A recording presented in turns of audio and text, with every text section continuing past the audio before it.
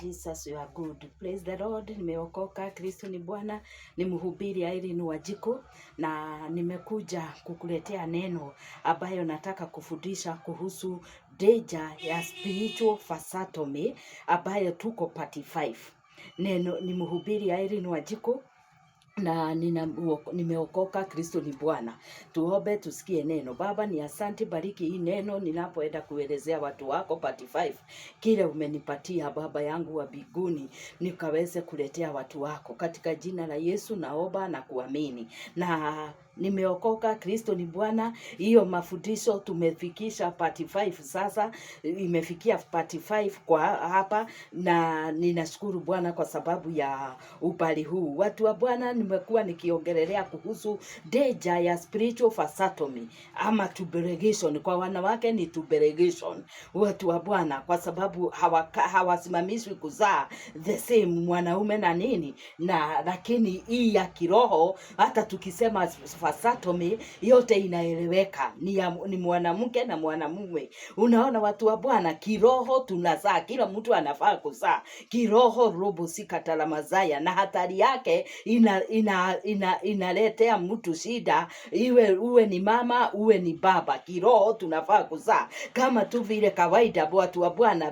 blessing zetu tunafaa kuzizaa, tunafaa kuzaa. Watoto ni kuzaliwa, wanazaliwa. Nasi kiroho, all things are spiritual. Unaona watu wa Bwana, ukisafanyiwa vasectomy ya kiroho, wewe utakuwa walking dead, na ni hatari kubwa sana watu wa Bwana. Ori kataramazaya watu wa Bwana, hii message, hii revelation watu wa Bwana iko na uzito mwingi sana, kwa sababu ni maisha ya mwanadamu, ni either ufaulu ama uishe. Watu wa Bwana, huu ni Samson. Tumekuwa neno hiyo iko katika kitabu cha Judges 16 mpaka wa 17 mpaka 16 mpaka 17.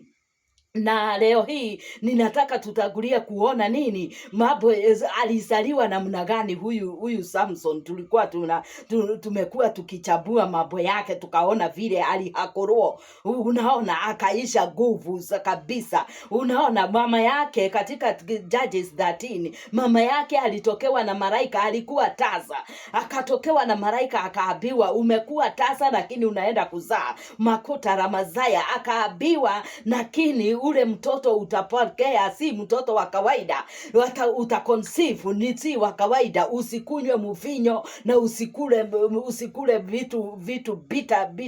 vitu bita, kwa sababu huyo mtoto atanajisika, asije akanajisika, kwa sababu Samson alikuwa mnadhiri kabla aingia kwa tumbo ya mama yake. Na sisi wote watu wa Bwana tuko wanadhiri kila kwa njia moja au nyingine. Ni kwa sababu ni bosa watu wa Bwana, mtu akiokoka hafanyi mambo yoyote. Ati huwezi enda ukikosa boundary, hiyo wokovu wako utafakurua Shetani amefanya hivyo. Ni kitu gani kimeleta hii shida watu wa Bwana? Ni dhambi ya madhabahuni. Hiyo ndio imetangulia, hiyo ndio ilifungulia Shetani mlango kufanyia watu vasectomy hii. Na ndiposa unaona watu wa Bwana, hatari yake moja yake kubwa ni gani? Kwa sababu hata kifo cha watu wengine wako kaburini, unaona, kabla ya wakati wao, ni juu ya spiritual vasectomy, makota rabaduzaya. Unaona watu wa Bwana, watu wamekufa ni vasectomy. Watoto wale tumepoteza huko. Hii devil worshiping imekuwa kwa nation na dunia yote,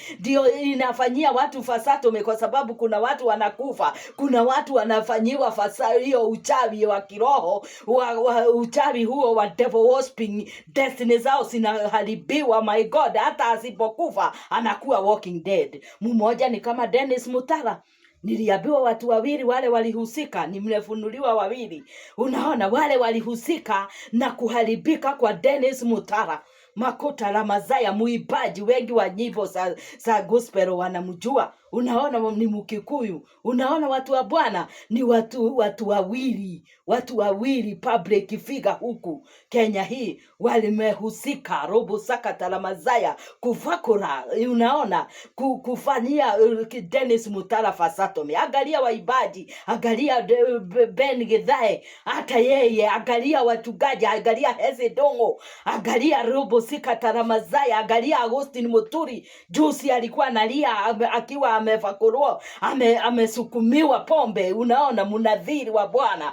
Oh God, ni mambo kama hayo. Kitu ya kwanza unaona Delila spirit lazima tuihepe, tujue tukuihepa watu wa Bwana. Ndio ililetea Samson hiyo. Delila ndio aliletea Samson hiyo masida yote, na ni yeye alijifungulia mlango. Tusifungulie Delila spirit mlango, tutafanyiwa Fasatomi. Alinyolewa, na hiyo ndio kufakuruo kule. Ninasema mtu alikuwa na nguvu za Mungu akawa hakuna, na hata nywele ilipomea badala ya kuitisa macho akaweza aliitisa livechi. Watu wa Bwana, ni kitu gani kinafanya Fasatomi hii tunajifanyia namna gani? Nilikwambia ni dhambi, na kitu kingine ni contrary to God's will. Hata iwe ni doa, ukiolewa na wrong party, na watu wajali, kwa sababu utafanyiwa spiritual Fasatomi hii. Angalia watu wa Bwana, my God, angalia mpaka watoto wa wachungaji wamezaa kabla ya wadoa.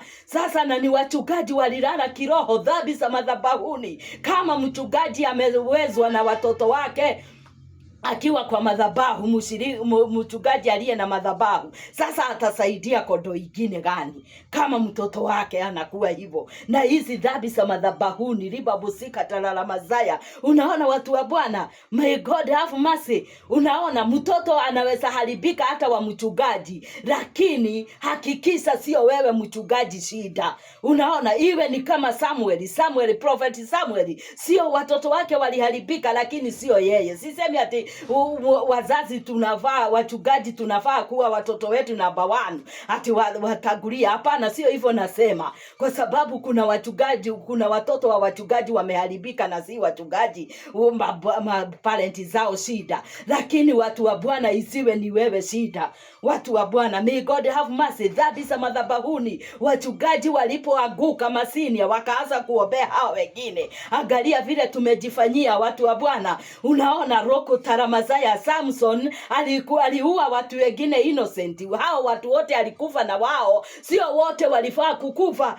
Unaona watu wa Bwana, may God have mercy. Kuna wengine walikuwa kwa hiyo sherehe innocent, na hivyo ndivyo inakuwa watu wa Bwana. Wachungaji waliofanyiwa Fasatomi wanakuwa wakufanyia watu wengine Fasatomi. Sasa wanawaombea vibaya. May God punish the devil. May God help us watu wa Bwana. Tusimame rika taramazaya, kwa sababu wachungaji walio najisika ni umanajisi ndio inaletaga hii spiritual Fasatomi. Once umekuwa divided, ukiwa servant of God, ukiwa saved, wewe hakuna, lazima Fasatomi hii utaisafa. Unaona watu wa Bwana, may God have mercy watu wa Bwana. Angalia waibaji, oh God, vile wamefanyiwa akina Heze Dongo. Angalia Kigotha, saa hii alijiwekelea wanawake wawili. Saa hii sasa hata Stacy mwenyewe, sasa Stacy alikuwa msichana, sasa ametupwa tena na yeye akiwa na watoto. Hiyo ndio spiritual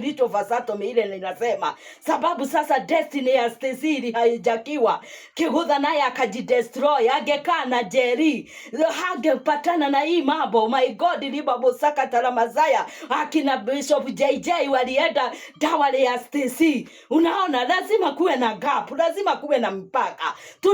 Tunakaa tu medhodhanio. Unaona mchungaji lazima ukatae kitu ya kukura. Wewe mchungaji unaenda kuordain. Angalia mtu kama Bishop Allison alienda kuordain Kiegei akiwa mchafu. Huyo mtumishi akaharibika hapo. Kiegei hakufaa kuordainiwa kama bishop. Angalia juzi wametoa his grace Bishop kule mimi nashiriki, wakaleta Edward. Unaona, na nilitabiri kitabu sana 2019 ndio niliambiwa hiyo neno itakuja kufanyika. Hiyo spiritual Fasatomi wanajifanyia ni namna hiyo. Ukienda kabla ya wakati wakati wako, title isiyo yako ya wakati wako na isiyo yako itakudestroy. Position isiyo yako itakudestroy. Ukiolewa na mtu na si wako, si Mungu, si mapenzi ya Bwana, itakudestroy. Pesa ni kitu ingine imeletea vasatomi hii. Watugaji naona hawajali. My God, wataisha roko taribabozaya